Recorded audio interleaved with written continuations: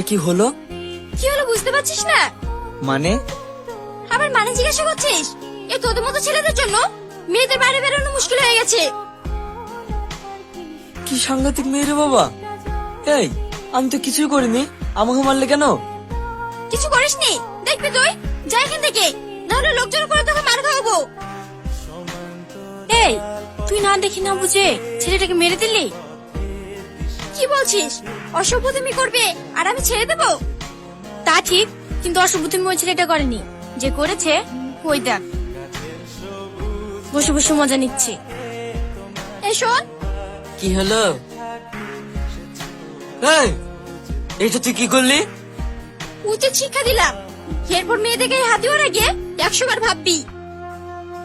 দাদা একটা চা দিয়েন। বসো দিচ্ছি। কিরে তোর ইন্টারভিউ কেমন হলো? ইন্টারভিউ তো ভালোই হয়েছে, তাহলে মন খারাপ কেন? আর বলিস না।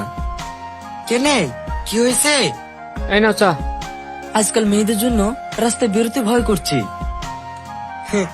তোর মুখে মেয়ে মানুষের কথা, তলে তলে কোনো গোল পাকাচ্ছিস নি তো? কি ব্যাপার? আরে ভাই এই দেখ, কালে কোনো 5টা আঙুলের দাগ বসে আছে, বিনা অন্যায় চড় খেয়ে নিলাম। মেয়ে তো না, পুরো আগুনের গোলা। তাই তো রে, মনে হচ্ছে বরফ লাগাইতে হবে। কিরে কি হলো? ওই তো সেই মেয়েটা। কোন মেয়েটা?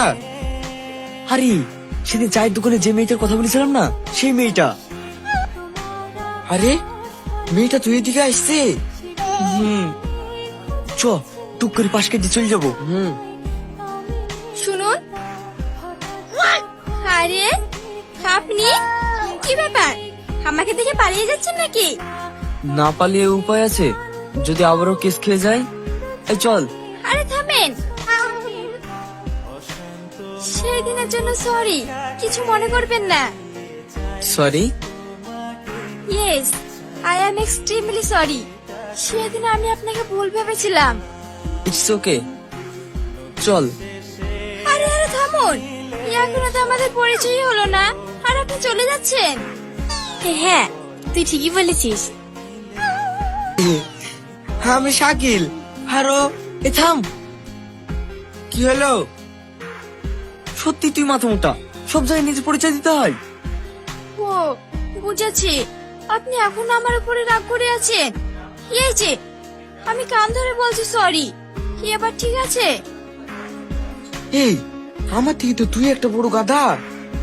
এত সুন্দর মেয়ে কান ধরে সরি বলছি, তাও তো রয়েছে না। আচ্ছা ঠিক আছে, আর কান ধরতে হবে না, আমি ক্ষমা করে দিয়েছি। চলেন তাহলে কফি খাই। হ্যাঁ চলো, এ চ। চলো তাহলে চলেন।